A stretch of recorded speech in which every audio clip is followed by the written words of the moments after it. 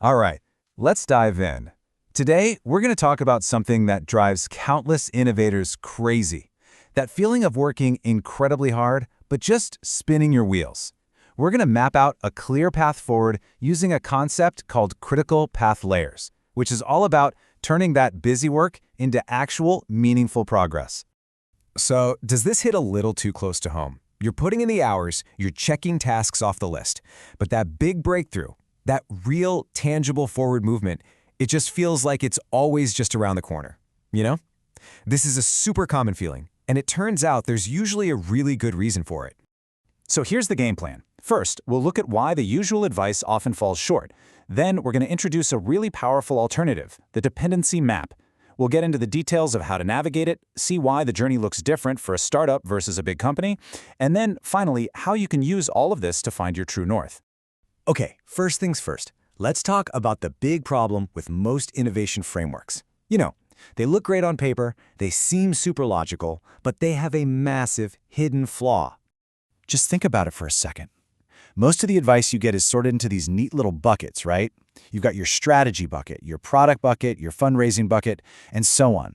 It looks organized, it feels logical, but when it comes to making decisions in the right order, it's actually not very helpful at all. And this right here gets to the heart of the problem. Thinking in these domains tells you what to think about, but it totally ignores the question of when.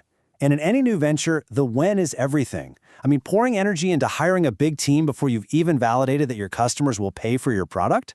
That's a classic mistake. The real question you should be asking isn't what do I do? It's what has to be true first for this next step to even have a chance of succeeding. So, if these domain-based lists are the problem, what's the solution? Well, it's all about shifting our perspective to something called a dependency map. Let's take a look at how this completely changes the picture. This is the big idea right here. Critical path layers takes all those things we already know about, strategy, product, market fit, but instead of a list, it arranges them in a sequence. Each step is a prerequisite for the next one. It's not a checklist you can jump around on, it's more like a foundation.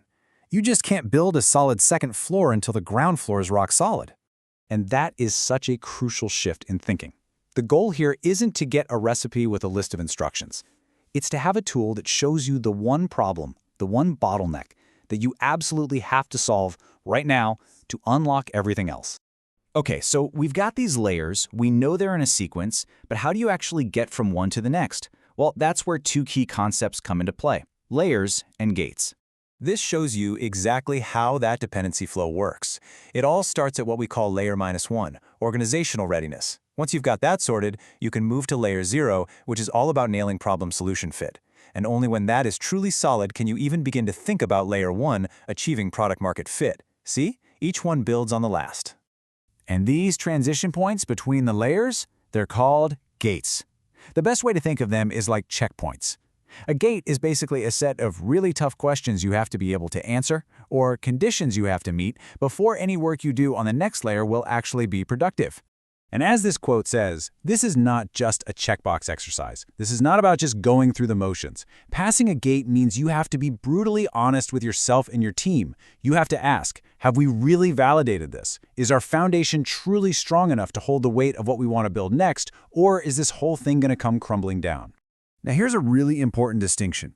This framework is not a one-size-fits-all kind of deal. A startup founder and someone trying to innovate inside a big corporation are facing totally different worlds. That means they start at different places on this map, and honestly, they fail for very different reasons. This table lays out that difference perfectly. Just look at the starting layers. A startup usually jumps in at layer 0, asking, is this a real problem people have? But a corporate innovator, they have to start earlier, way back at layer -1, and ask, is our organization even ready for this? And that means their failure modes are completely different too. Startups often fail because they build something before they know if anyone wants it. Corporate innovators, on the other hand, they fail because the organization just isn't set up to actually adopt a new idea. And that leads to this trap called innovation theater.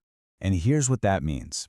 Innovation theater is when you see teams doing all the right activities, workshops, cool offsites, pilot programs, but there's no real viable path for their work to actually get integrated into the core business. It looks like innovation, it feels like innovation, but at the end of the day, it's just a performance with no real impact. All right, let's land the plane here. How can you actually put this map to work for you? while the real power of this framework is using it as a diagnostic tool, a way to find your true north. So here's the takeaway. You can use this map to ask yourself some really tough, honest questions. Where are we really on this path? Where are we spending all our time and energy? And does that actually line up with the layer we should be focused on? This whole thing is designed to help you pinpoint the real constraint that's holding you back. And it makes those repeating problems, like a founder who's become a bottleneck, painfully visible so you can finally deal with them. And that brings us to the most important question of all, the one this entire framework is built to help you answer. So forget about what you're busy with for a second. Look at this dependency map. Be honest about which gates you've actually credibly passed, and ask yourself this: where is my effort really needed right now? Because answering that question, that's the first real step toward making progress that actually matters.